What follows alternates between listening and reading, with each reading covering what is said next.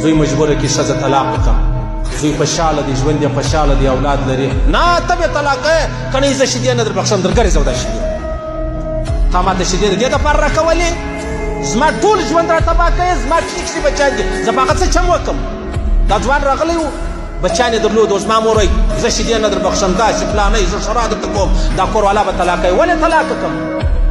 یا نو دغه لور چې ته کوروالا نه کې طلاق دي سر زما ګزاره نه کې، زما په کول نه کوي، مال هېڅ مور نه چلېږي. د مور خپل ځای دی، د بابا خپل ځای دی، د ښځې خپل ځای دی، د اولاد خپل ځای دی. مال د دې دی مثال دی، ګورې په بدن کې زړه ډېر چې دی هغه ضروري لازمي څه دي. اوس که زړه راولاړ شي و دا وجود ته ووایي چې ته به دا لاس پرې کوې، دا سترګه به باسې، دا غوږ به پرې کوې، ته ورسره منې یا نه منې؟ ولې نه منې؟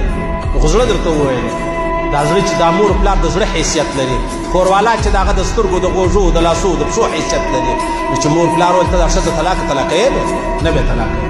ها حضرت عمر فاروق زوی ته وویل ته به دا کوروالا طلاقه یې د نه طلاقوله. پیغمبر علیه السلام مبارک ته شکایت راغلی، ول د خپل بابا په قول وکړه، ځکه بابا یو دی خبر لیدلی وه چې هغه د طلاق وه. حضرت عمر فاروق ظلم نه کوي، زموږ خلک د خپل نفس دپاره وایي، د خپل نفس دپاره دا خپل زوی و خپلې کوروالا ته د منټو دپاره ورستی ورسه چې ته د خونې لره ولاړ شه، اول به ماله راځې، ادې ستا خپل عزت دی، ستا تر قدمو لاندې الله زما جنت تېر شوی دی.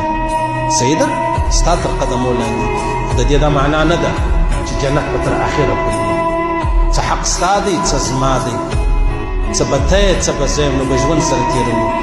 زمونږ یو ملګری دی ډېر زیات خوشحاله و، وایي مولانا ولې دومره خوشحاله یې؟ وایي بچي مې ډېره ښایسته خبر وکړه، ماشوم دی خبره یې ډېره ښایسته وکړه. ما وایي څه خبرې وکړه؟ وایي بابا جانه د قیامت ورځ به وي سخته ورځ وایي که نه، نفسي نفسي څوک به د چا په کار نه راځي، خو ما ته ځای معلوم دی زه به هلته پټ شم.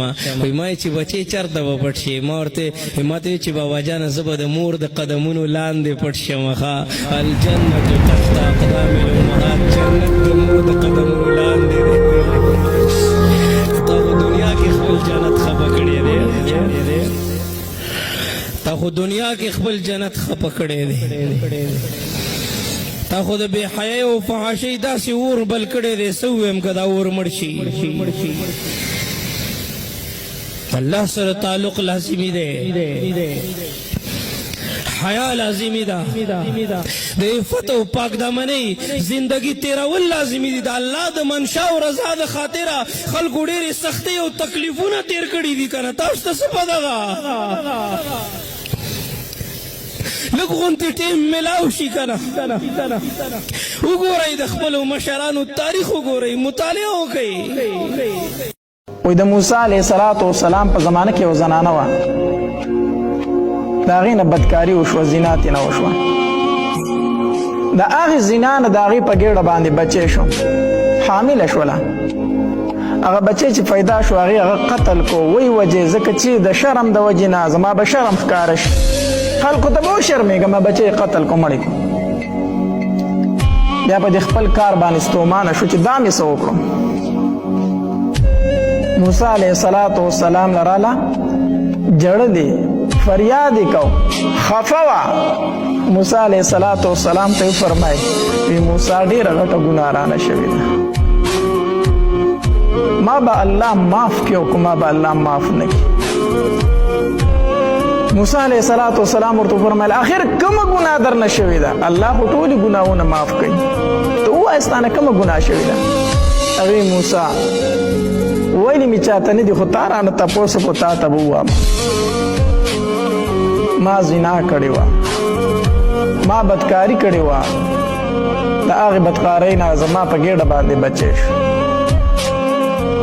او چې کله هغه بچی پیدا شو هغه مې قتل. پښتانه څه وایي؟ پښتانه وایي و تر برته دې خدای بې وروره مه که. پښتانه څه وایي؟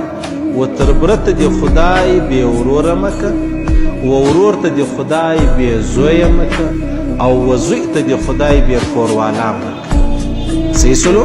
د تربره مخ به په ورونو راګرځئ، د ورونو مخ به په زامنو راګرځئ، او بیا چې زامن سره شوري مخ به په چا راګرځئ؟ د دې زامنو په مور، په